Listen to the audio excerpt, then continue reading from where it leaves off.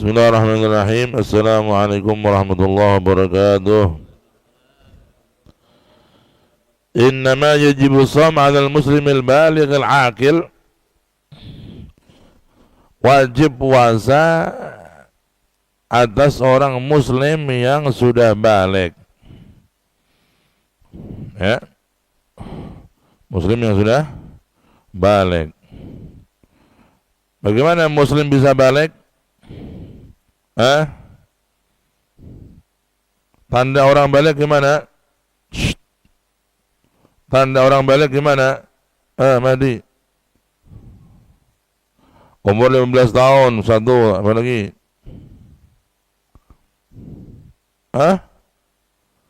Memiliki syahwat. Mimpi basah untuk laki-laki. Ihtilam, terus? Ini besok umur berapa? Umur berapa mimpi basah bisa bikin balik? 11. Itu fikih dari mana itu? Santri nggak paham tanda balik.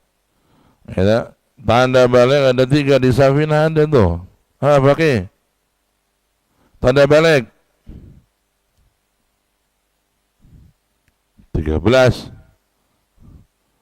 9 tahun untuk laki-laki atau perempuan? Perempuan, laki-laki enggak?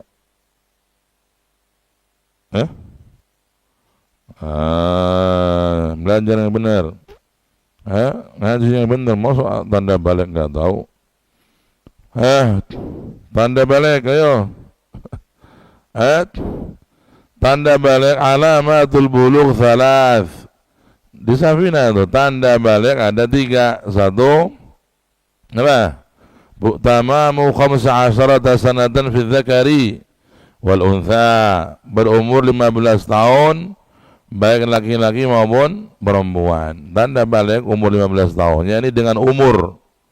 Pertama. 2, al-ihtilamu lidzakari litis isinin. Ada orang yang mimpi basah di umur 9 tahun, laki-laki. Wal haidu lil untha litis isinin. Perempuan umur 9 tahun sudah datang bulan haid, berarti dia balik. Jadi kalau orang sudah balik baru dia wajib puasa. Wajib puasa. Kalau ngaji semua jangan ngantuk nanti tidur aja sana. Wajib apa? Kurang keras. Kalau sudah balik. Lawan daripada balik adalah anak kecil. Anak kecil nggak wajib puasa. Nggak wajib puasa untuk Ahmad, nggak wajib puasa untuk Ahmad. Nanti jangan mau suruh puasa, jangan mau ente. Anak kecil nggak wajib puasa. Apalagi kalau masih sangat kecil kayak Ahmad itu nggak wajib puasa. Orang tuanya nyuruh puasa nggak usah puasa. Pokoknya kalau dia maunya beduk ya nggak apa-apa. Maunya asar ya nggak apa-apa, jangan dipaksa-paksa, karena anak kecil masih membutuhkan banyak nutrisi, dia membutuhkan banyak gizi dalam dirinya, sehingga Allah yang maha bijaksana tidak mewajibkan atas mereka puasa. Ada ibu-ibu bangga, anak saya umur 4 tahun sudah puasa. Itu kebanggaan bukan pada tempatnya. Walaupun anak Anda bisa puasa di umur 4 tahun, tapi sebaiknya Anda tidak perlu memerintahkan dia puasa. Suruh dia makan. Arba'a sanawat masih sangat kecil. Kalau dia masih umur sekecil itu dia bisa puasa pun orang tua tidak perlu memerintah. Kan dia masih sangat kecil. Kecuali kalau umur 7 tahun. Nah, itu sudah mulai. Ya. Tapi kalau masih umur 4 tahun, ya, masih umur 5 tahun, 5 tahun, masih masih kecil, belum wajib apa? Puasa. Nah itu. Naam. Fala yajibu 'ala shaum. Apakah anak kecil wajib mengqadha ketika balik? Alhamdulillah, enggak wajib qadha. Anak kecil kalau dia enggak puasa di masa kecilnya, enggak wajib qadha di masa tuanya, di masa baliknya enggak wajib qadha. Ya. Beda dengan haji. Ada anak kecil umur 4 tahun, 5 tahun, diajak haji sama bapaknya. Ada anak kecil umur 4 tahun, 4 tahun, diajak orang tuanya pergi haji. Udah semua selesai haji, beres. Pak haji kecil nih. Apa? Pak haji kecil. Ketika dia balik, maka anak ini wajib haji lagi kalau dia punya kemampuan. Ketika dia balik, wajib apa? Wajib haji lagi dia ketika punya kemampuan. Karena hajinya dia di masa kecil tidak menjatuhkan kewajiban hajinya dia sebagai haji Islam. La yasqutu anhu hajjatul Islam. Ketika anak kecil dibawa haji atau dibawa umrah, ketika balik wajib haji lagi. Ketika balik dia wajib umrah lagi kalau dia mampu. Paham tuh? Nah, gitu. Tapi kalau puasa, dia nggak puasa, nggak wajib qadha, nggak wajib dia mengganti puasanya lagi ketika balik. Naam, mulai umur berapa anak-anak itu dianjurkan puasa, dianjurkan ibadah? Ya, ketika sudah dia mumayyiz. Kalau sudah mumayyiz, maka dia mulai dianjurkan untuk apa? Untuk apa? Untuk melaksanakan kewajiban, sholat, puasa, ya, dan amal-amal wajib yang lain mulai dianjurkan ketika mumayyiz. Ketika mumayyiz yakni anak kecil, ya, yang sudah berumur tamyiz. Ya. Ini pertanyaan lagi nih, bagaimana anak kecil dikatakan mumayyiz? Ya Aceh, kaif al-insan yakun mumayyiz?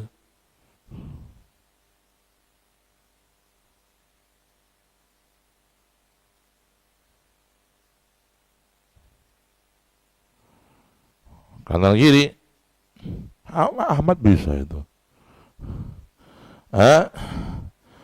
Kaidah orang dianggap mumayyiz bagaimana dalam mazhab Syafi'i? Ayo ngaji yang benar. Wahid.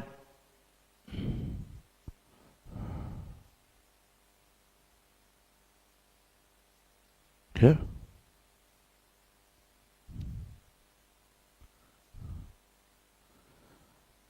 Di dalam mendefinisikan mumayyiz, yang paling benar, yang paling bagus adalah apabila sudah bisa makan sendiri,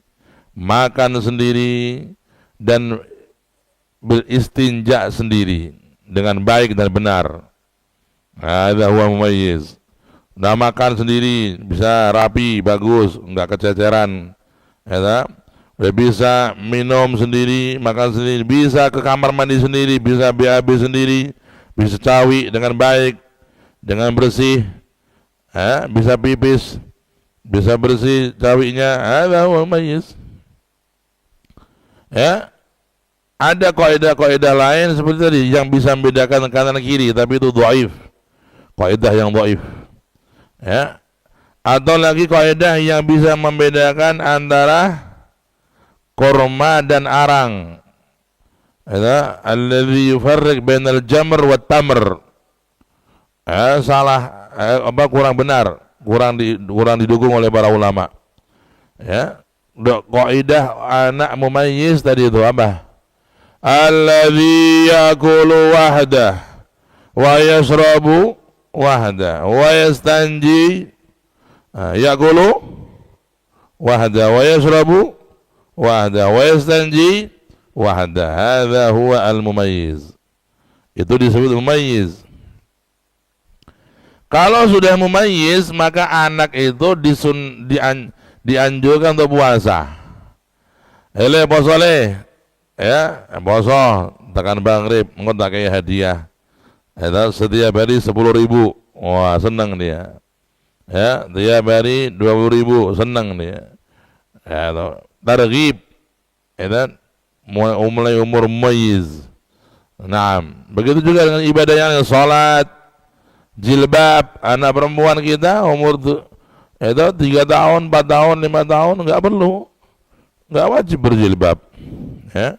Dan jangan maksa anak kecil umur 3 tahun, 4 tahun, 5 tahun suruh jilbaban, suruh pakai cadar sekalian. Ada ekstrim, tasaddud, itu bersikap keras kepada anak. Dia masih masa-masa kekanak-kanakan, masa senang main-mainan. Yaqula law muni'as sibyan minal la'ib lataqatta'a qulubuhum minal ahzan. Anak kecil kalau dilarang main, hatinya itu akan hancur karena sedih. Anak kecil biar main. Nabi sallallahu alaihi wasallam ya, membiarkan Sayyidina Hasan Husain main. Yal'ab wa kana yal'ab ma'ahum. Rasulullah main dengan mereka. Allahumma shalli ala Muhammad. Rasulullah penyayang kepada anak-anak. Yuhibbuhum wa yarhamuhum wa yaltuh bihim. Ya, Rasulullah menyayangi mereka, mencintai mereka, dan bersikap lembut kepada anak-anak. Wa yal'ab ma'ahum, bermain-main. Ya, Rasulullah kalau pulang dari perjalanan musafir, itu pertama kali yang menyambut beliau di jalan-jalan anak-anak. Ya, idza wasal, datang dari pepergian, peperang atau musafir, yang pertama kali nyambut beliau berhamburan anak-anak kecil di Madinah. Ya, kemudian Rasulullah jongkok, anak-anak kecil itu pada ada yang naik ke pundak kanan, pundak kiri, ada yang naik di paha beliau sallallahu alaihi wasallam, ada yang naik di punggung beliau. Fahuwa yal'ab ma'ahum, beliau bermain dengan mereka. Allahumma shalli ala Muhammad. Kata Ar-Rasul dengan anak-anak kecil memberikan hak yang maksimal, ya. Wa balagha, dan telah mencapai sikap lembut Nabi kepada anak-anak. Banyak Rasulullah pernah sholat sambil menggendong anak kecil namanya Umamah. Rasulullah keluar dari tempat beliau mau sholat ke masjid, melihat Umamah. Umamah itu cucu beliau, putra daripada daripada Siti Zainab. Ya. Ketika melihat Umamah, Rasulullah mengambilnya dan digendong sampai ke masjid. Beliau sholat sambil menggendong Umamah. Kalau sujud diletakkan, putri beliau ini kalau sujud diletakkan, nanti kalau berdiri digendong lagi. Nanti kalau sujud diletakkan lagi. Kalau berdiri digendong lagi. Umamah. Wajah fi hadza shalla Rasulullah sallallahu alaihi wasallam wa huwa hamil Umamah. Rasulullah salat sedang menggendong Umamah. Hadi Umamah, cucu Nabi, beliau salat menggendong Umamah. Ini menunjukkan kesayangan beliau kepada anak-anak kecil, kasih sayang beliau kepada anak kecil.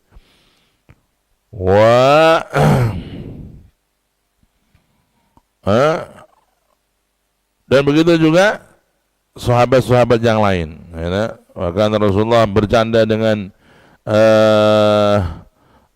saudara Sayyidina Anas, namanya Abu Umair. Ya kata, ya Aba Umair ma fa'alan Nughair. Ya, Aba Umair, yani sahabat Nabi yang masih kecil. Ya, sahabat Nabi masih kecil tuh.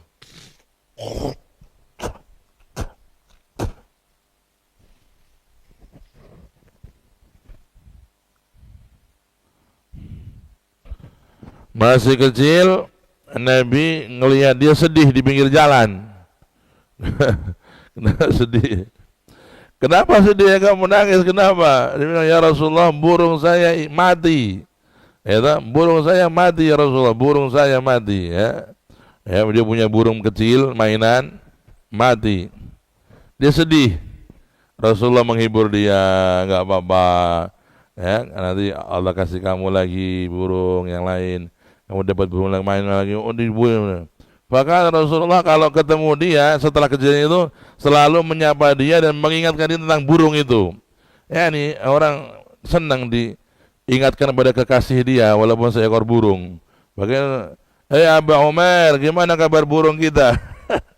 Maka Rasulullah bercanda dengan anak kecil ini dengan ditanya tentang burung dia yang telah meninggal dunia. Maka kata An-Nabi sallallahu alaihi wasallam, ya, memberikan hak yang maksimal kepada anak-anak. Ya. Walaupun demikian Rasulullah juga memberikan pelajaran kepada anak-anak. Nah, bukan hanya bercanda, bukan hanya bermain, tapi Rasul juga memberikan kepada mereka doa. Kalau melihat anak kecil langsung Nabi berdoa. Ada melihat Hasan Husain, ada cucu beliau u'idzuhuma bikalimatillahi tammat min syarri ma khalaq wa min syarri ada wa min syarri ma khalaq min syarri ya min syarri min kulli dhi ainin lam wa min syarri kulli ila akhir doa. Ya, aku lindungi Hasan Husain dengan kalimat-kalimat Allah yang sempurna, yaitu dengan Al-Quran. Ya, sebagian orang senang lihat anak kecil hanya bermain doang, enggak mendoakan. Wah, itu nakis, kurang. Ya, hendaknya ketika bermain dengan anak kecil atau menyapa anak kecil, mendoakan dia walaupun dengan singkat. Barakallahu fik, barakallahu fik, semoga Allah memberkahimu. Hakadha. Bukan hanya mendoakan, Nabi di samping bermain dengan anak kecil, dengan anak-anak yang masih kecil dan bersikap lembut dan bersikap menyenangkan, Rasul memberi nasihat juga, pendidikan. Ya, apabila melihat dari mereka hal yang enggak baik, Rasulullah mengingatkan. Ya, satu orang datang kepada Rasulullah membawa hadiah korma, sodakoh korma. Ya, korma, sodakoh untuk Nabi. Ya, kemudian Al-Hasan wal Husain, cucu beliau ngambil dari sedekah tadi dimakan. Faqala Rasulullah, kakhin, keluarkan.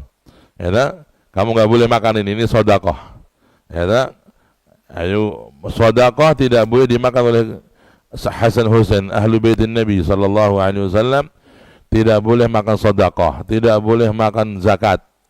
Ya, boleh makan hadiah.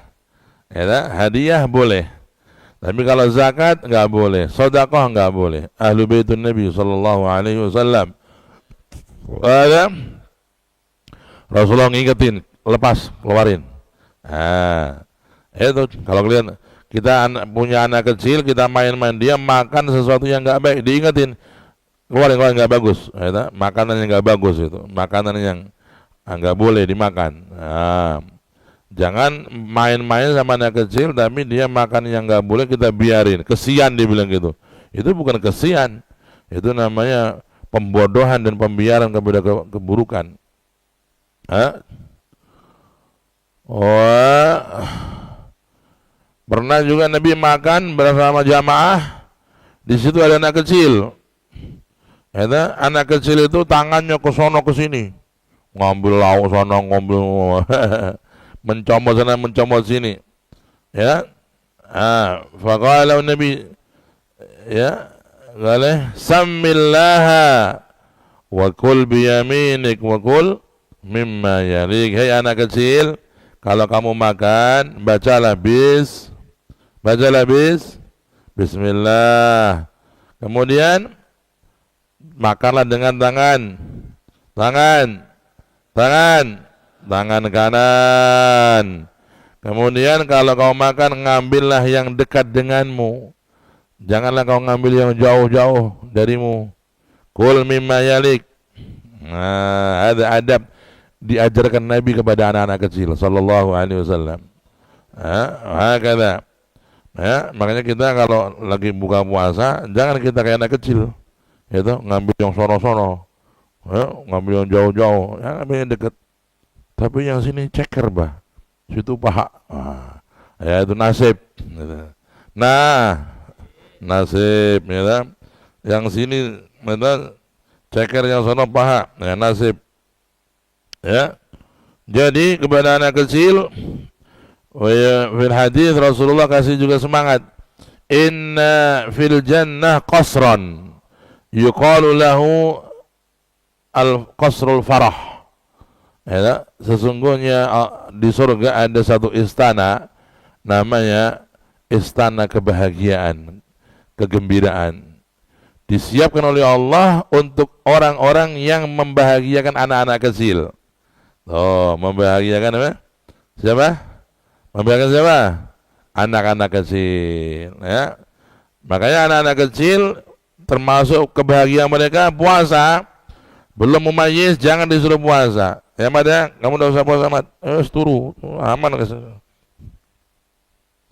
Jadi ya kalau belum mumayyiz nggak usah diperintah puasa. Kalau sudah mumayyiz dianjurkan puasa. Enak puasa nak. Ya, dapat hadiah tuh. Itu mumayyiz. Kalau sudah bisa makan sendiri, bisa minum sendiri, sudah bisa istinja sendiri dengan baik dan benar, namanya mumayyiz. Baik. Kemudian katakan di sini fala yajibu la qadaan wala ada 'alal kafir asli. Tidak wajib puasa atas orang kafir asli. Ya, kafir asli. Tahu enggak kafir asli? Ya ini orang yang dari lahirnya masih kafir, dia belum pernah masuk Islam. Namanya kafir asli. Lawan kata dari kafir asli kafir murtad.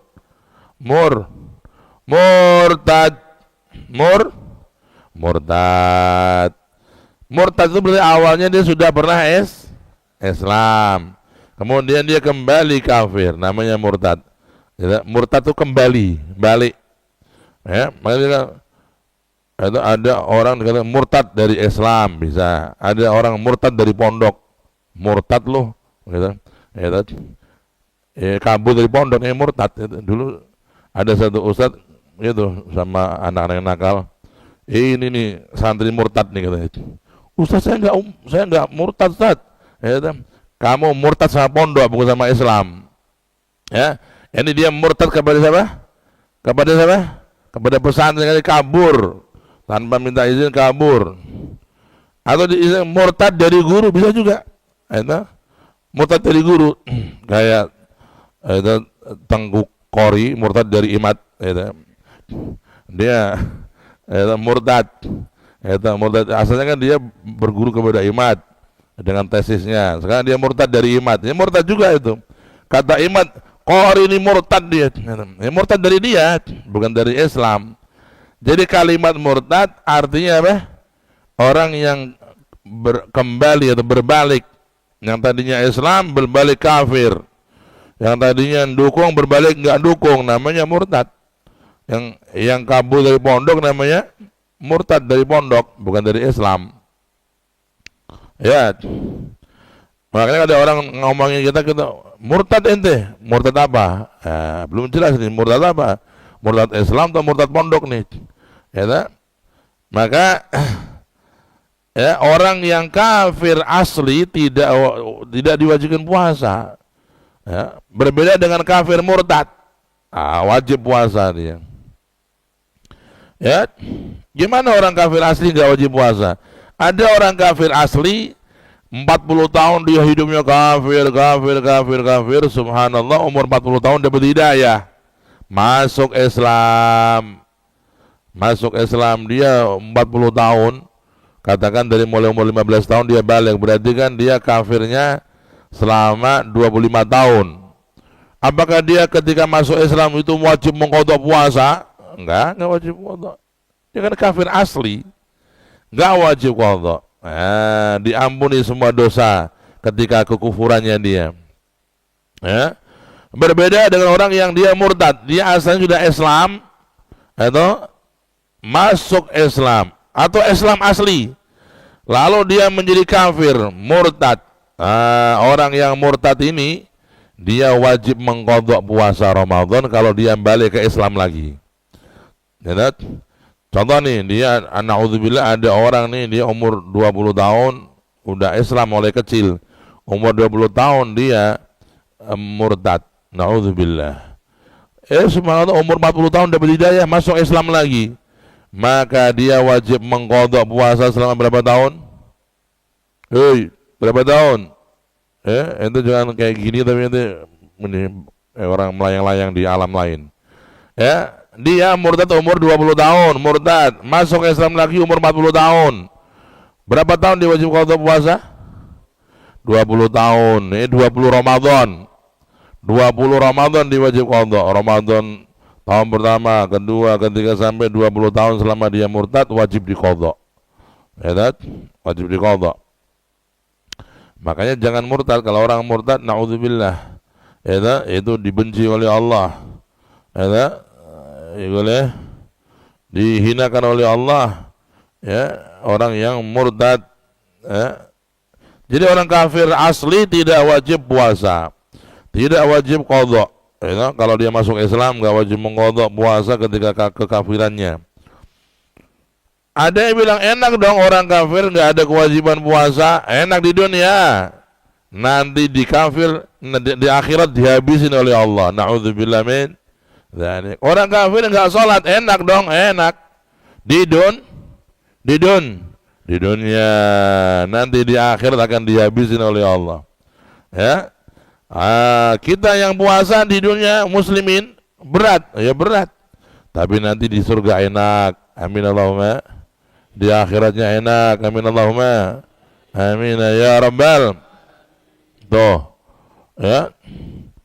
Yaqul fil hayat, apa kata Al-Quran, innal ladzina ajramu kanu minal ladzina amanu yadhakun.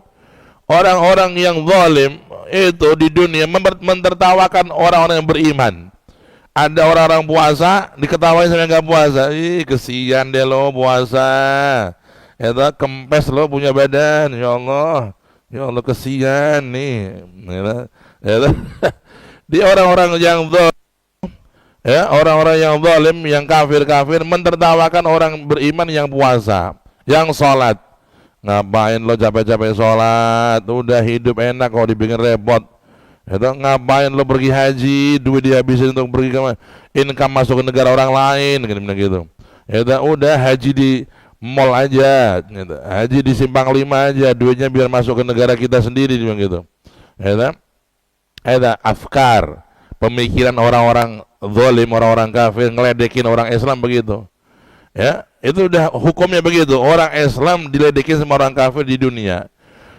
Innal ladzina ajramu kanu minal ladzina amanu yadhakun wa idza marru bihim yataghamazun. Kalau lewat nih orang Islam yang puasa, ini orang-orang kafir yang enggak puasa main mata. Ngeledekin dengan main mata kepada temannya. Yataghamazun. Gitu. Main mata untuk ngeledekin orang-orang yang beriman. Itu akan kalian alami itu kalau kalian coba keluar nanti di mall, ada yang sedang makan-makan seneng-seneng, ngelihat orang yang nggak makan, itu diledekin. Pakai isyarat-isyarat tertentu untuk ngeledekin orang yang puasa. Ada wa idza marru bihim yatagam wa idza qalabu ila ahlihim qalu inna haula'i ladhalun. Kalau pulang ke keluarganya mereka ngomongin orang-orang yang beriman, orang-orang sesat jalan tuh. Ya toh. Kenapa meninggalkan agama nenek moyang kita? Nenek moyang kita ini udah benar ngajarin kita nyembah berhala, udah benar kita ini ya toh, orang-orang yang benar dalam kebenaran. Ya toh? Mereka mengatakan orang-orang yang menyembah Allah itu sesat. Inna haula'i ladhalun. Orang-orang sesat itu jangan ikutin tuh. Ya toh? Inna haula'i ladhalun terus apa? Wa idza Begitu. Wa idza marru bihim yataghamazun wa idza qalabu ila ahlihim qalabu fakihin. Kalau mereka itu kembali kepada keluarga mereka tertawa, mereka terbahak-bahak, gitu. Wa idza qalabu ila ahlihim qalabu fakihin wa idza ra'ahum qalu inna haula'i ladhalun wa ma ursilu. Tapi nanti kata Allah ya, fal yawmal ladzina amanu minal kufari yadhakun. Hari ini hari kiamat, hari pembalasan, hari akhirat, terbalik keadaannya. Orang-orang yang beriman mentertawain orang-orang yang kafir, disiksa. Rasain lo, ya toh? Rasain tuh, ya toh, kekafiranmu. Dzuk innaka antal azizul karim. Ya toh? Apa kata Al-Quran? Inna syajarataz zakum ta'amul athim yaghli fil butun kaghalyil hamim. Ya toh? Khudhuhu fa'diluhu ila sawa'il jahim thumma subbu fawqa rasi min adzabil hamim. Dzuk innaka antal azizul karim. Nih rasain tuh, kamu yang merasa mulia, kamu yang merasa terhormat, rasain tuh siksa neraka. Na'udzubillah min dzalik. Ya, Allah menceritakan siksaan neraka. Innal ladzina kafaru nadijat juluduhum kullama nadijat juluduhum baddalnahum juludan ghairaha liyadzuqul azab. Sesungguhnya orang-orang yang kafir itu dimasukkan ke neraka sampai ketika masuk itu langsung matang dia punya kulit. Na'udzubillah min dzalik, saking panasnya ya, langsung matang, terkelupas dia punya kulit, langsung terkelupas. Ya, min siddati harriha, dari panasnya yang dahsyat. Kalau sudah terkelupas, Allah kasih ganti kulit baru supaya dia merasakan sakit lagi. Terkelupas lagi, dikasih kulit yang baru lagi, sakit lagi terus. Khalidina fiha la ilaha illallah. Ya, selamanya begitu dia dalam siksaan, khalidina fiha, selamanya. La ilaha illallah. Ini terkelupas satu kali sudah sakit banget. Ini terus lagi dikasih kulit lagi terus. Ada ya, mufazzi, menakutkan. Ya, siksa api neraka kalau orang bisa membayangkannya, dia akan menangis karena takut neraka. Ya, karena itu orang-orang saleh kalau baca Al-Quran melewati ayat-ayat neraka, yabkun, mereka nangis karena takut daripada azabnya neraka. Ya, orang-orang kafir tempatnya di sana, Yang puasa, diselamatin sama puasanya. Nggak bisa puasa menjadi pembela dia, datang di hari kiamat kepada Allah. Qala Nabi sallallahu alaihi wasallam, as-saumu wal Qur'anu yashfa'ani yaumal qiyamah. Puasa dan Al-Quran dua-duanya nanti akan menjadi pembela di hari kiamat kepada orang yang membacanya dan orang yang berpuasa. Datang dia kepada Allah, ada sosoknya, ada bentuknya. Ya Rabb, yaqul Quran berkata, Ya Rabb, janganlah kau masukkan orang ini ke neraka, jangan kau siksa ya Rabb. Dia dahulu sering membacaku, bahkan malam-malam dia meninggalkan tidur malam demi aku. Dia menjagaku, dia memuliakan aku, dia mengamalkan aku, kata Al-Quran. Dibebaskan dari neraka, masuk surga dengan syafaatul Quran. Allahumma ja'alna minhum. Ya, mudah-mudahan kita termasuk golongan mereka. Ya Rabb, amin Allahumma. Kemudian puasa datang juga. Ya Rabb, kata puasa, janganlah kau siksa hambamu ini, jangan kau masukkan ke neraka dia. Dia dahulu di dunia menahan lapar karena mengamalkan aku, mengamalkan puasa. menahan dahaga, menahan lapar karena aku, kata puasa. Ya, dia di tengah-tengah orang yang makan, dia nggak makan karena aku. Ya, dia di tengah-tengah orang yang minum, dia nggak mau minum karena puasa, karena aku, kata puasa. Ya, jadikan aku penolong dia, pembela dia. Maka akhirnya hamba tersebut diselamatkan dari neraka, masuk dalam surga bisafaatis siyam, dengan syafaatnya puasa. Allahumma ja'alna minhum. Ya, mudah-mudahan puasa kita diterima oleh Allah SWT. Amin Allahumma amin ya rabbal alamin. Jadi orang kafir di dunia, kafir asli di dunia enggak wajib puasa. Tapi di akhirat nanti mereka disiksa dengan ketidakpuasaan mereka itu. Ya, wa hadza madhab al-Imam Syafi'i. Orang yang kafir itu di neraka apakah disiksa dengan satu siksaan, yaitu kekafirannya saja, atau disiksa secara perinci, termasuk enggak sholatnya, enggak puasanya itu apakah siksaan langsung global atau siksaan terperinci juga disiksa?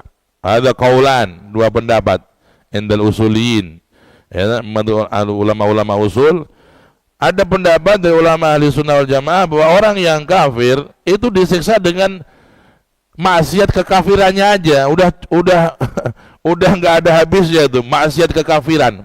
Karena kekafiran itu maksiat yang tidak ada duanya, ya sudah paling berat sudah. Jadi dia dituntut oleh Allah dengan maksiat kekafiran dan selesai sudah. Semua siksa akan dia rasakan karena dia kafir, ketemu Allah kafir, ketemu Allah dia syirik. Itu Allah nggak akan mengampuni dia. Innallaha la yaghfiru an yushraka bihi wa yaghfiru ma duna dzalika liman yasha. Allah akan mengampuni dosa selain syirik. Kalau selain syirik ketemu Allah diampuni, mau apa saja maksiatnya, ya. Tapi kalau udah ketemu Allah dia masih syirik, maka dia nggak akan diampuni. Walaupun Nabi kasih syafaat nggak bisa, walaupun Rasul kasih syafaat nggak bisa, karena ketemu Allah dalam kondisi syirik kepada Allah Subhanahu wa Ta'ala. Ini pendapat yang pertama. Jadi orang kafir disiksa dengan maksiat kufur saja, dan itu sudah menjadikan dia tersiksa selamanya karena kekufurannya dia. Pendapat yang kedua, ya, wa hadza madhhabuna, madhab al-Imam Syafi'i dan ulama-ulama lainnya, bahwa orang kafir itu di samping dituntut dan disiksa dengan akibat kekufurannya, juga disiksa dituntut akibat maksiat-maksiat lainnya. Itu disiksa dengan maksiat kekafiran, jelas karena dia kafir. Juga dia akan disiksa dengan maksiat ketidaksolatan dia. Ya, dia nggak sholat, nah disiksa juga dengan siksa itu. Nggak puasa, ditambah lagi siksa dengan akibat dia nggak sholat itu, nggak puasa itu. Nah, makanya Al-Quran menceritakan itu, dalilnya Imam Syafi'i apa? Qalu ma salakakum fi saqar. Kenapa kau berada di neraka Sakor? Itu qalu lam naku minal musallin. Ahli neraka ditanya sama orang, kenapa kalian bisa masuk neraka Sakor nih? Karena kami dulu nggak sholat. Padahal dia orang kafir. Dia orang kafir di neraka tempatnya. Ketika ditanya kepada mereka, kenapa kau masuk neraka Sakor? Karena kami dulu nggak sholat. Lam naku minal musallin, wa lam naku nut'imul miskin, wa kunna nakhudhu ma'al khaidin.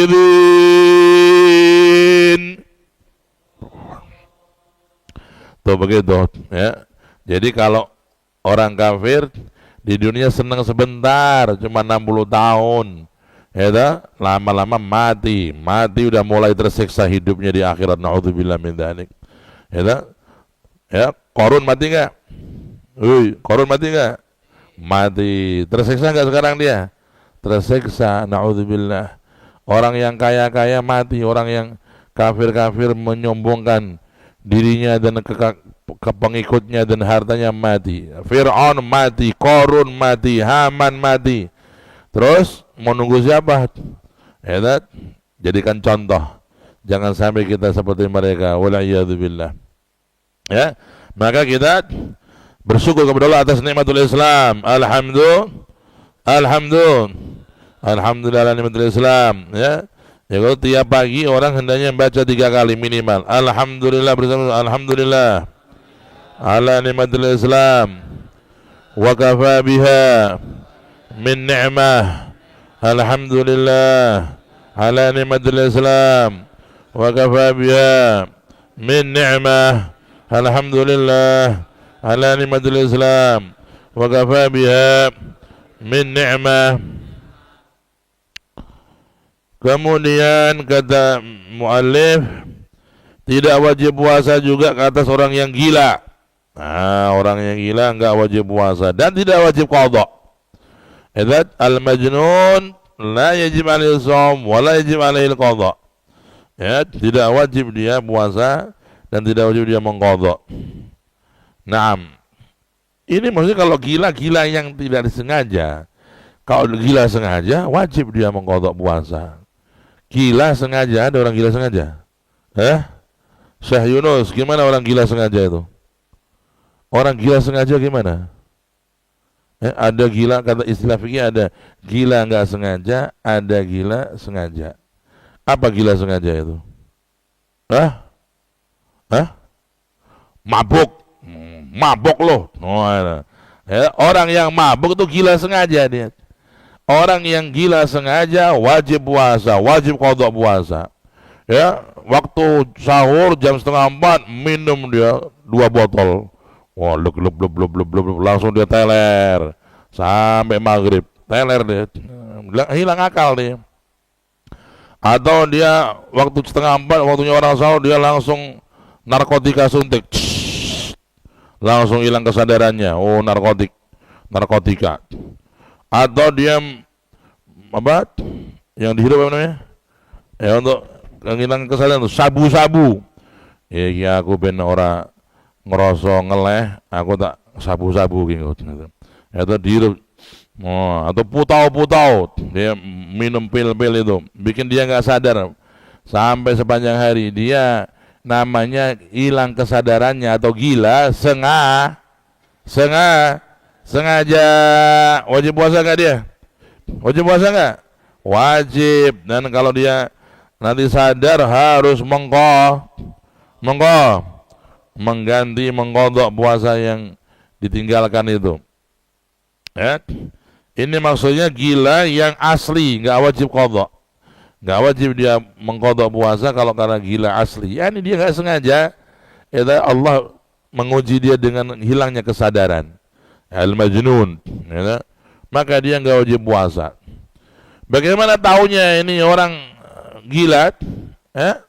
Satu, kalau dia sudah nggak bisa ngomong nyambung, la yafhamul khitab, wala yu'dil jawab.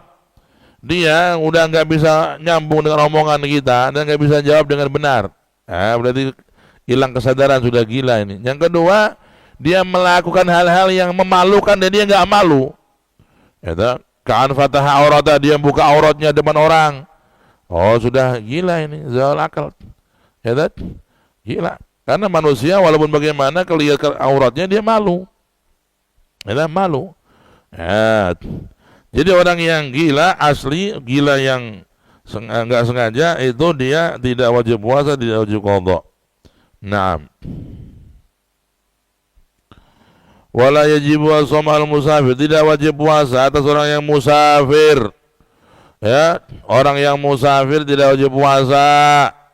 Ya, qala ta'ala, faman kana minkum maridan aw ala safar. Apa safar? Apa safar artinya? Apa artinya safar? Bepergian. Safar bahasa Arab artinya apa? Bepergian, musafir. Kalau ada yang musafir, kata Allah, fa'iddatun min ayyamin ukhar. Boleh dia membatalkan puasa dan dia mengganti di hari yang lain. Mengganti puasa di hari yang lain. Ada musafir. Tapi orang musafir tidak wajib puasa itu ada beberapa catatan. Pertama, safarnya harus safar qasar, yaitu mencapai kurang lebih 80 kilo. 80 kilo. Ya, kalau ente safar ke Bandungan, nggak bisa batalin puasa. Ente wajib puasa, tetap wajib puasa. Kalau engkau pergi ke mana? Ke Kaliwungu, ke Meranggen, ke Demak, itu semuanya nggak bisa menjadi alasan nggak puasa. Wajib buat, karena safarnya safar yang masih dekat, belum mencapai 80 kilo. Kalau sudah mencapai 80 kilo, seperti apa? Ke Solo, ke Pekalongan, itu udah sampai 80 kilo tuh, lebih bahkan. Ya, ini syarat pertama. Yang kedua, kalau ingin tidak puasa karena udzur safar, dia harus keluar dari desanya sebelum waktu fajar shadiq. Ya, sebelum waktu fajar shadiq, yakni jam 4, ya, udah keluar dari rumah menuju Solo. Dia sebelum fajar shadiq sudah keluar dari kotanya, dari desanya dia. Baru dia nanti di jalan dia nggak wajib puasa. Boleh dia mengambil uzur nggak puasa karena safar. Karena dia udah keluar dari batas desanya sebelum apa? Sebelum apa? Sebelum apa? Sebelum fajar shadiq. Sebelum fajar shadiq. Kalau dia keluar dari desanya, dari kotanya setelah fajar shadiq, jam 5:30 atau jam 5 habis subuh dia mau ke Solo. Sampai di Solo dia langsung masuk warung restoran, adem ayem. Waduh. Dia makan di situ. Duh, Pak, kok makan? Saya musafir, Pak. Loh, musafir kan sampean berangkat dari Semarang setelah jam 5. Kok musafir ngomongnya? Nih, karena nggak belajar fikih dia, ya, nggak paham akhirnya. Kalau keluar dari kotanya, dari desanya itu setelah waktu fajar shadiq, dia tidak bisa ngambil udzur safar, maka dia wajib puasa sampai selesai di hari itu. Kecuali hari berikutnya, kalau dia hari kedua mau nggak puasa boleh.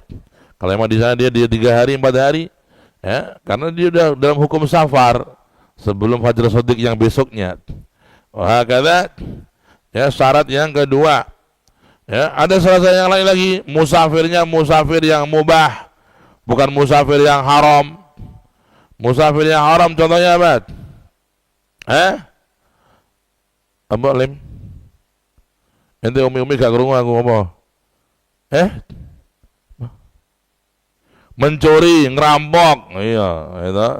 Yang penting orang ngerampok hati ini cewek, lem.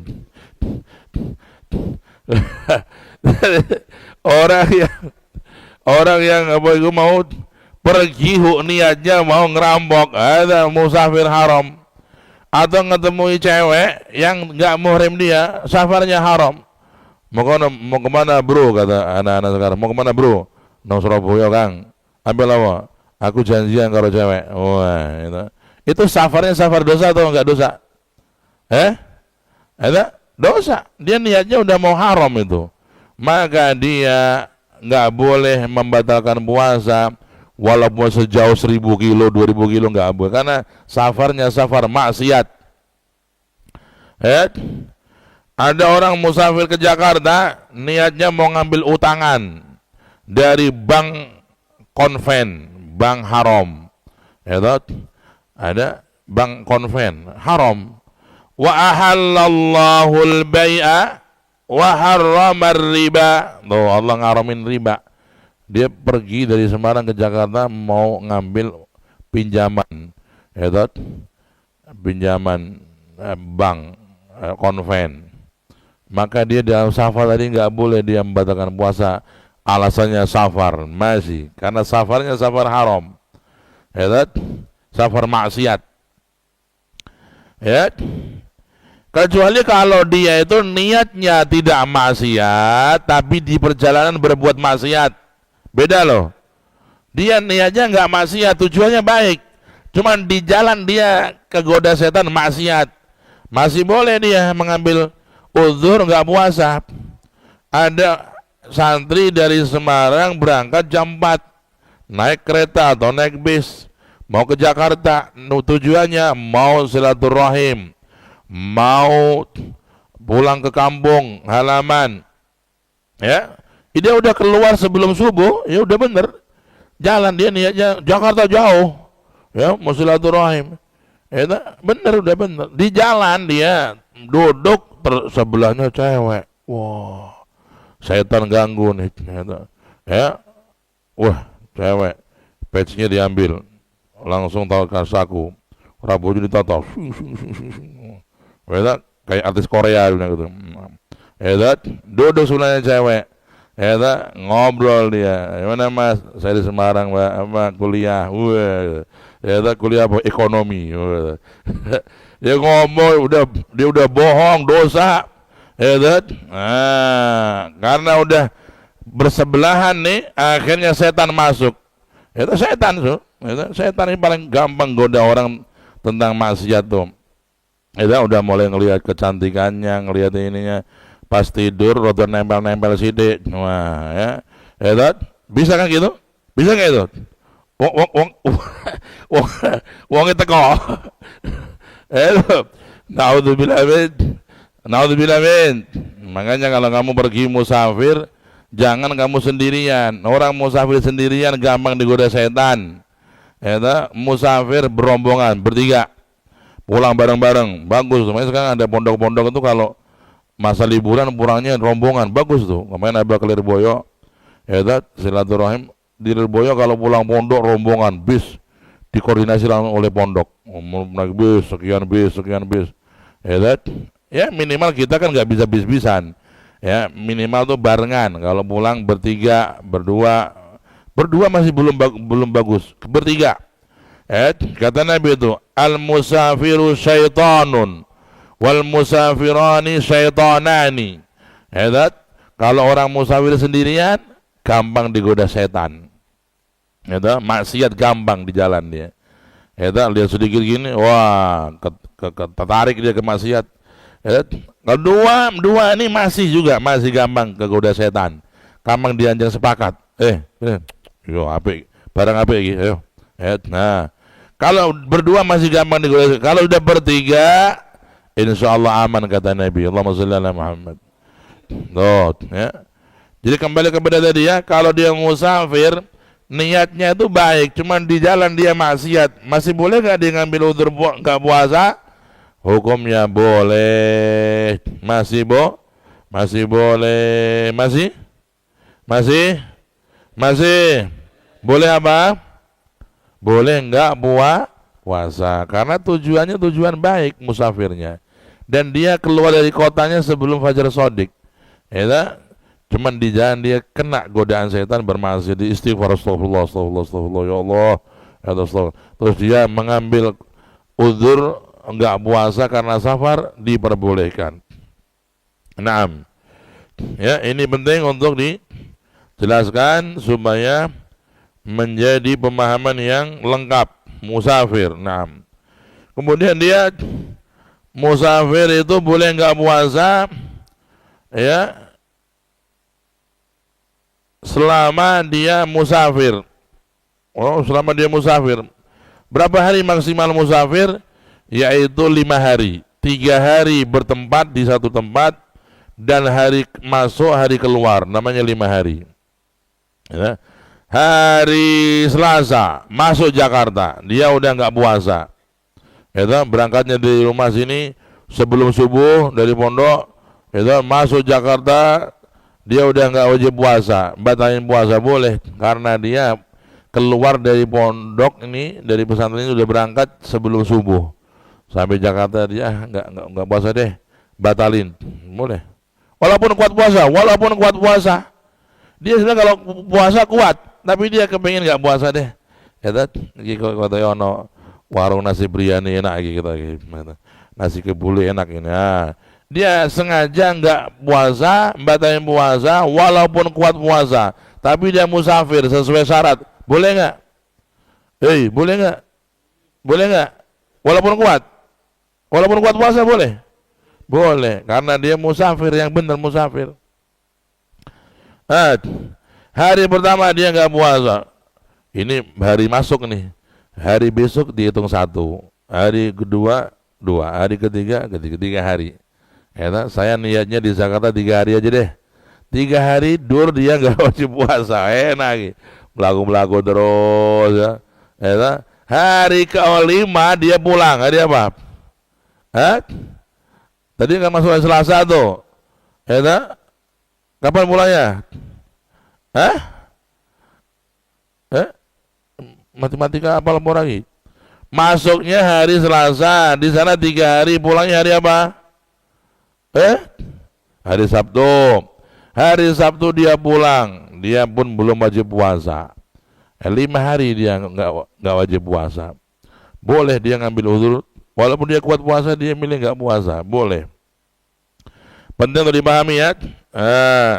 Tapi kalau dia udah niatnya di Jakarta nih, saya niat di Jakarta 4 hari, 4 hari, 5 hari, khalas, ente langsung jadi sampai sana udah mukim ente, di sana, udah nggak boleh ngambil udzur nggak puasa. Di Jakarta mau berapa hari? Nah, rencana Jakarta 4 hari, 5 hari, paling banyak 6 hari. Ya, jangankan 6 hari, 4 hari udah langsung sampai Jakarta udah langsung wajib puasa. Mulai besok udah wajib puasa. Karena ente udah niat mukimnya di sana berapa? 4 hari ya. Begitu. Apabila dia musafir sesuai syarat maka enggak wajib puasa. Tapi orang yang tidak puasa karena safar wajib wajib qadha. Fa'iddatun min ayyamin ukhar. Wajib mengqadha di hari yang lain. Daripada kita ini ngodhonya sendirian, nggak ada teman, mendingan kita tetap puasa. Karena kalau kita mengqadha nanti pada saatnya mengqadha itu lebih berat. Sekarang puasa bareng-bareng enak, nggak terasa. Kenapa puasa itu kok Ramadan kok berkah dan ringan? Karena semua orang puasa, satu pondok puasa, ente terbawa dengan suasana yang kebersamaan tuh mengandung barokah, yadullahi ma'al jamaah. Tapi kenapa puasa sunnah itu berat? Atau puasa sendirian itu berat, walaupun kamu qadha puasa sendirian berat. Kenapa? Karena lingkungan nggak pada puasa. Ente masuk kamar sana lagi ngopi, kamar sini lagi minum susu, kamar kono nyemil kerupuk, ente ngowoh. Ya berat. Ya. Karena itu orang hendaknya kalau sebaiknya walaupun orang musafir itu boleh nggak puasa sesuai syarat-syaratnya tadi, dia sebaiknya tetap apa? Tetap puasa, ya, tetap puasa. Nah,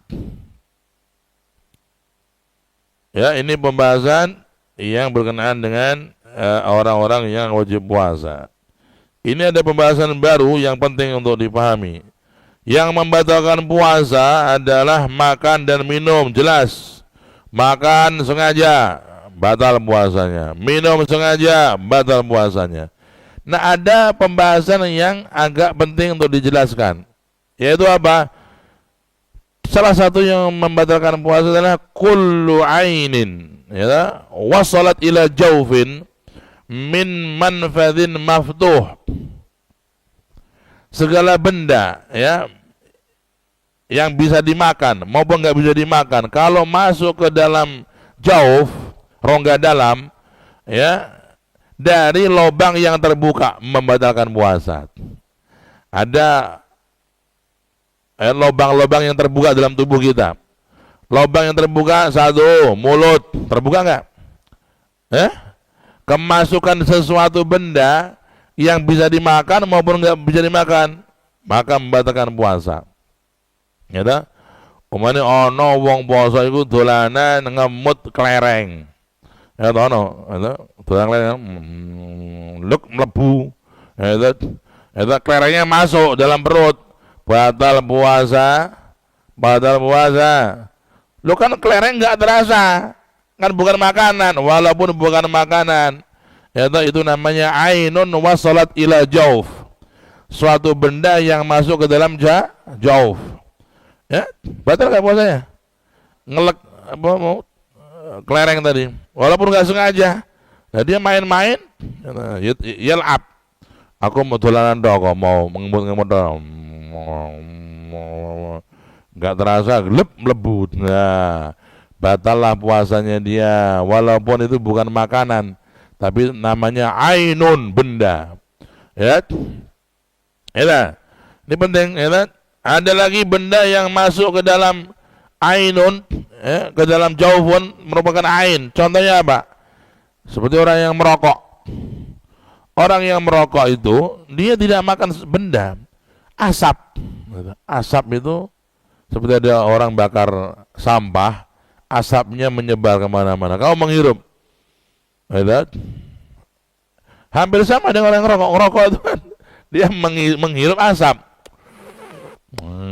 Dia nggak ada bendanya. Maka sampai zaman dulu ada orang kiai itu bingung, rokok ki batal ke poso apa enggak poso. Ya, ada orang berfatwa orang ngerokok itu enggak batal. Ya, enggak batal gitu. Enggak batal kenapa? Karena ini sesuatu yang bukan benda, dia hanya udara, dia hanya asap. Seperti orang menghirup asap itu enggak apa-apa dia. Ada orang bakar sampah, ini lewat ini menghirup, ya enggak batal. Wah, kita enak gitu. Ya, wah ini nak krungu apa pabrik rokok aku untuk duit akeh gitu. Ya. Lu katanya bulan puasa itu bisa mengurangi keuntungan pabrik rokok sampai sekian triliun. Bulan puasa itu. Mengurangi keuntungan pabrik-pabrik rokok sampai sekian triliun. Jadi ono kiai sing iso dibayar minta 20 miliar dibayar sama dia. Daripada kita untungnya kurang sampai 1 triliun, dia mendingan bayar kiai yang bisa dibeli suruh fatwa rokok halal ketika puasa. Ya, sampai pernah ada kejadian tuh. Ada satu ustadz yang berfatwa rokok itu enggak batalin puasa.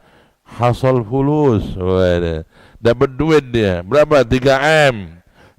Dari pabrik rokok. Begitulah kalau sudah orang bisa dibeli, betapa murahnya dia. Kalau ada orang sudah bisa dibeli, betapa hinanya di sisi Allah Subhanahu wa ta'ala. Yastaruna biayatillahi thamanan qalila. Begitu. Wa yuqal, ada juga pendapat kata Ibnul Munzir, salah satu imam hebat. Ibnul Munzir tuh salah satu imam hebat, murid dari Imam Syafi'i. Ibnul Munzir. Katanya Ibnul Munzir itu pernah berfatwa orang yang ngerokok, menghisap rokok enggak batal puasanya. Wow, walakin qad raja'a min dzalik. Beliau telah mencabut fatwanya. Telah apa? Mencabut fatwanya. Maka batallah tipu daya orang yang akan menipu daya kita. Ya, intinya rokok itu termasuk ainun. Dia kalau diisep batal puasanya. Kenapa? Karena orang yang merokok itu kalau dilihat dari secara kasat mata memang nggak ada benda, tapi ketika dilihat secara ilmiah, secara alat, dia ada masuk benda dalam dirinya, ya, yang berakumulasi menjadi benda, ya, ada nikotin, ada macam-macam itu masuk dalam dirinya. Maka ulama semua sepakat rokok membatalkan puasa karena termasuk ainun wasalat ila jauf. Dia termasuk benda yang masuk ke dalam jauf. Kemudian di sini, ya, yang dimaksud dengan ain, segala sesuatu yang bisa dimakan atau tidak dimakan. Tadi kita contohkan yang nggak bisa dimakan masuk ke dalam jauf membatalkan puasa. Contohnya ada orang menelan kelereng, batal puasanya. Ada orang menelan ada benda-benda tertentu yang tidak bisa dimakan sebenarnya, tapi dia telan, menelan cincin, cincin emas ditelan sama dia, maka batal puasanya. Apalagi kalau sesuatu yang ditelan itu ada sesuatu yang bisa dimakan, ya tambah itu,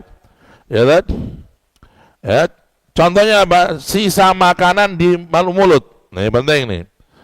ada sisa makanan di mulut. Kalau dia masih bisa dikeluarkan, wajib dikeluarkan. Apa udah besar, ya kacang siji kan gede, gitu. Ya kacang siji ganjel nang kene, ya Allah. Ya mestinya kan gosok gigi sebelum imsak itu udah bersih-bersih. Ini gak gosok gigi, dia iso-iso ya baru subuh. Ono siji keri nang kene iki. Ya gitu ya. Di apa ditoke mubadzir apa dia wah kita enak itu mau di mana-mana lek masuk ke dalam orangnya dia batal puasanya walaupun satu kacang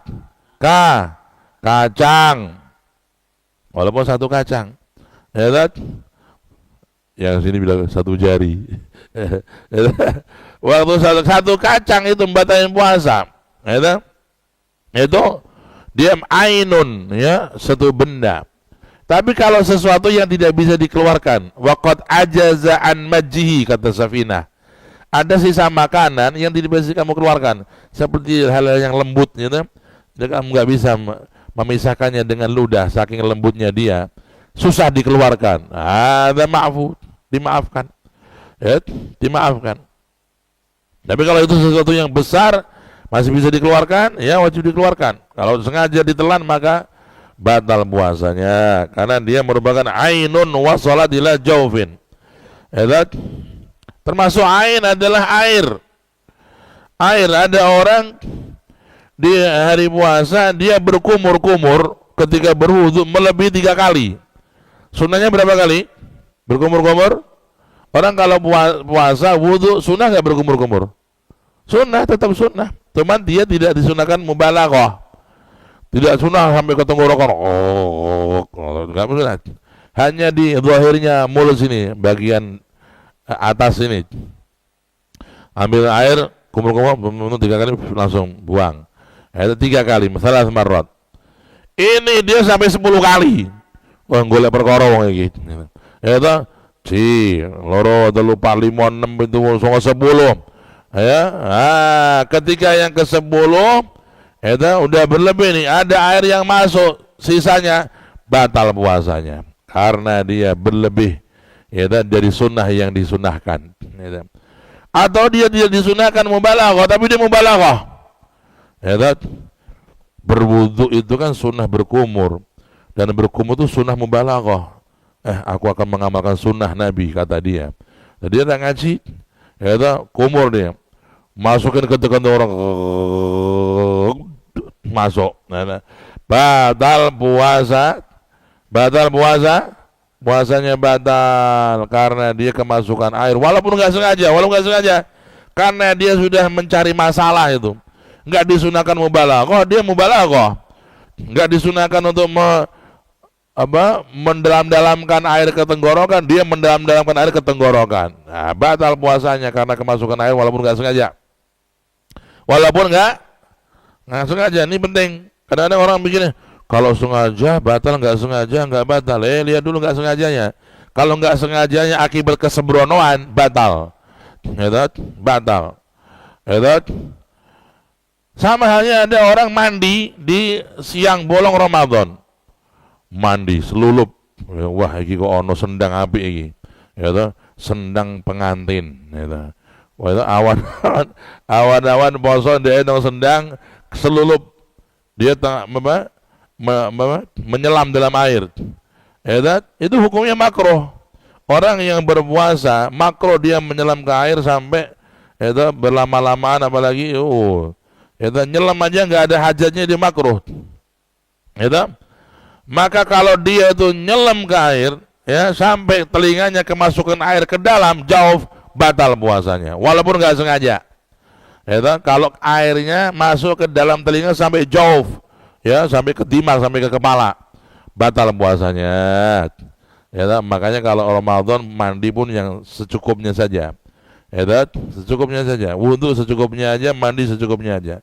Ya, kalau andai kata kamu harus nyelam cepet, biur langsung selesai, ya supaya kamu tidak kemasukan air sehingga batal puasamu dari telingamu tadi, Ya, ini penting. Ya. Ya, tapi kalau dia nggak sampai selulup, boleh nggak?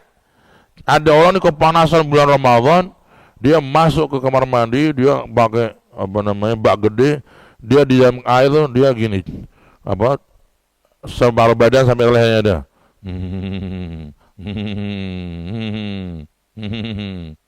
Enaknya nyes nyes nyes nyes, nggak apa-apa. Hatta dia lama, wong dia nggak selulup, dia cuma menghilangkan rasa panasnya aja, keringatnya dia, boleh. Boleh, waqat amila bidzalika ba'dul ulama. Ya kan? Ada satu ulama salah saking panasnya, mungkin di Arab panas di Arab. Itu panas sampai 50 derajat di sini. Itu paling banyak 27, 28. Di sana itu panas 50 derajat itu, Masya Allah. Itu metu keluk sokok ini. Itu. Panas itu. Saking panasnya sebagian orang ulama zaman salaf itu mereka cari air merendam diri tapi nggak sampai apa? Nggak sampai seluruh badan, tapi sampai leher aja, nengker badan. Wah, adem kayak enaknya. Ya, boleh tuh. Ya, sekarang lebih canggih lagi, nggak perlu ke air, langsung nyalakan AC di kamar. Cus, badannya di itu 16 derajat. Oh, AC dengan shoot, masjid tutup kabeh, lawangnya nyalakan AC 4-4-nya. Itu 16 derajat. Wajib. Ya, ora apa-apa. Ya, karena dia nggak ada air yang masuk ke dalam jauf. Dia hanya merasa dingin dari pori-porinya dia. Fahada, ya, nggak batalin puasa. Nggak batalin puasa. Ya. Kemudian dikatakan ini wal jaufu, yang dikatakan jauf al batnu perut. Nah, kalau ada orang kemasukan dari mulutnya sampai ke perut, berarti batal dia punya puasa. Ya, puasa. Dia sadar, dia tahu, kemasukan itu air sampai ke perutnya, dia batal puasanya dia. Ya, karena dia sembrono main-main air tadi. Ya, masuk ke perut, batal. Wad dimag, ad-dimag ini dalam kepala, telinga kemasukan air sampai ke kepala. Wah, atau naudzubillah, umpang ini hukum ya. Supaya kita paham, semut. Ada orang kemasukan semut sampai ke dalam, sakit itu batal puasanya. Sampai kepalanya pusing sampai, ada marid ada. Ya kan? Kalau matinya Mustafa Kamal Tataruk itu, At-Tataruk mati dikirim sama Allah semut yang masuk ke otaknya dia sampai dia setiap hari membenturkan kepalanya ke tembok sambil teriak-teriak. Ya kan? Itu Kamal Tataruk tuh tokoh apa sekuler ya, tokoh sekuler dunia yang merusak Islam di Turki zaman dulu. Udah bongkol dari dulu, dia udah mati itu. Itu dia saking bencinya kepada Islam, dia melarang membaca Al-Quran di Turki, dan semua mushaf di Turki dibakar habis oleh Tataruk ini. Dan dia melarang adzan di Turki selama pemerintahannya dia. Suatu ketika dia di hotel dengar suara adzan dari masjid. Dia langsung marah, melarang adzan di seluruh Turki. Bahkan dia merubah namanya, yang tadinya ada Mustafanya itu diganti. Saya nggak mau pakai nama Mustafa, ini namanya Muhammad, saya nggak suka gitu. Langsung dia pakai Kamal Tataruk. Rasanya bongkomu betul. Mate nong rokok. Itu Mustafa Kamal Tataruk itu, dia oleh Allah disesatkan sampai seperti itu hinanya perlakuannya. Allah kirim dia semut, dan yang ajaib itu semut semut yang masuk ke kepalanya Kamal Tataruk itu semut yang datang dari Cina, satu kampung pedalaman. Wong Cina gak ngerti negara kuwi, itu desa tertentu yang paling pelosok.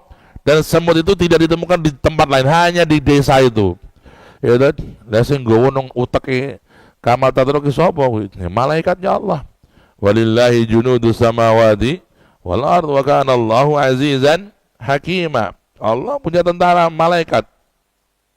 Kalau cuma ngambil semut satu di kampung pedalaman di Cina digawa mlebu nang kuping Tataruk ya gampang men. Sampai akhirnya mati Kamal Tataruk dengan siksaan tiap malam, tiap jam. dia membenturkan kepalanya ke tembok sampai akhirnya modar. Itu alhamdulillah modar dia. Nah, jadi begitu. Allah SWT menghinakan orang-orang yang kafir, seperti Namrud itu juga matinya juga itu kemasukan binatang. Sama Allah dikirim semut juga kalau nggak salah. Masuk ke kepalanya sampai dia kesakitan, bentur-bentur mati sudah. Fakullan akhadna bidzambih, semua akan dituntut dengan dosanya dia, akan maksiatnya dia, ya.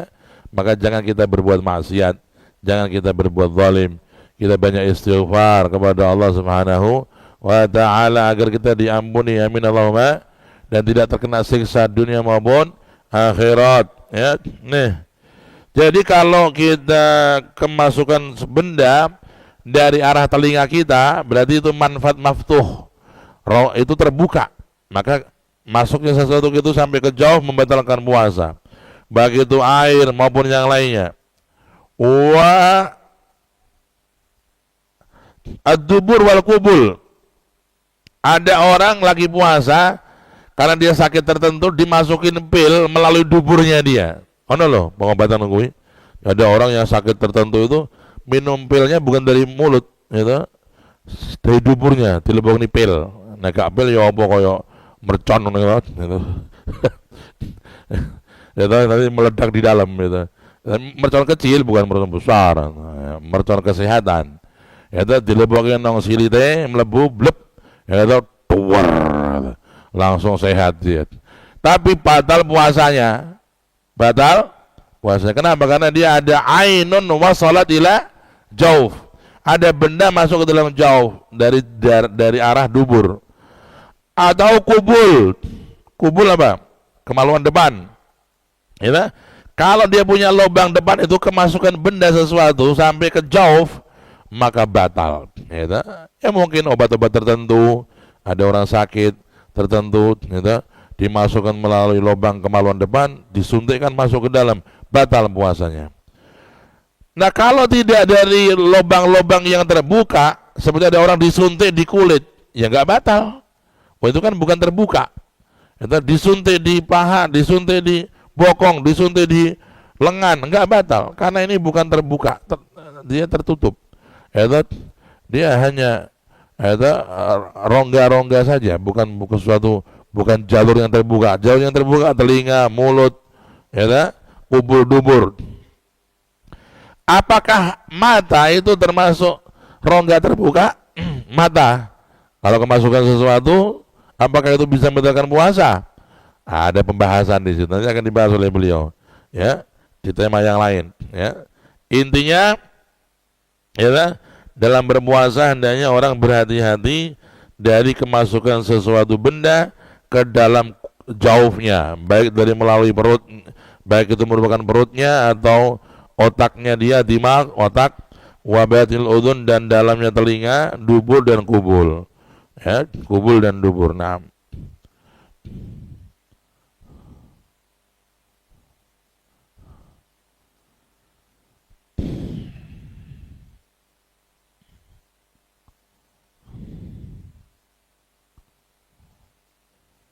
jadi kalau orang puasa, ya, yang paling bagus dia hendaknya juga mengurangi hal-hal yang makruh.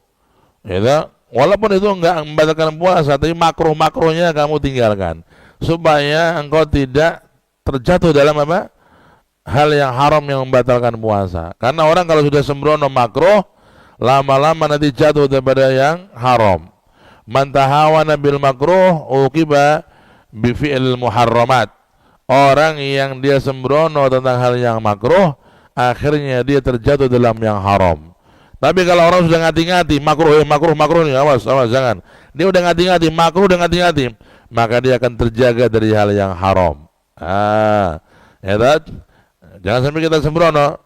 Yaqul fil hadits, wa man waqa'a fi syubuhat waqa'a fil haram. Orang itu kalau udah sembrono, hal-hal yang samar-samar sembrono dia. Makruh sembrono, masuk ke haram dia enggak ada lagi benteng penghalang. Karena udah mendekati dia. Mendekati. Tadi itu ada orang puasa tapi dia itu melakukan yang makruh. Atau apa makruh contohnya? Itu mengincicipi makanan. Makruh itu enggak ada perlunya ente. Ente bukan kepala dapur itu Ramadan nang pawon. Masa apa iki? Tak incipi ya. Wah. Nah, itu udah. Terus mencipi nih. Loro, telu, papat, lima. Sing kelima masuk. Itu. Ya, itu sembrono. Itu termasuk dia makruh tapi membawa kepada yang haram. Itu kamal insan, ada orang sedang puasa dia melihat yang haram. Melihat yang haram ketika puasa, enggak haram, enggak membatalkan puasa maksudnya. Dia lihat film yang enggak baik, naudzubillah. Itu dia tahu-tahu dia punya zakar ngadeg gitu. Qoma zakaruhu. Gitu. Ketika qoma zakaruhu dia ngelihat tahu-tahu kharajal mani, keluar sperma, batal. Itu aku gak sengaja delok 21 gitu. Gak sengaja. Wis mau delok gak sengaja, dul gak barbar dulmu gitu. Itu. Jadi kalau sesuatu yang makruh itu dilanggar, tahu-tahu jatuh ke haram. Tapi kalau kamu udah safety, makruh tinggalin, makruh enggak. Lagi pula orang puasa itu kan dia hendaknya meninggalkan syahwat-syahwat kesenangan dunia untuk Allah. Yang kamu senangi di dunia walaupun itu hal yang mubah bahkan itu kita kurangi. Itu namanya puasa yang hakiki di sisi Allah itu adalah mengurangi dorongan syahwat. Kalau kita kata Imam Ghazali itu saumul khususil khusus. Orang khususil khusus itu puasanya gimana?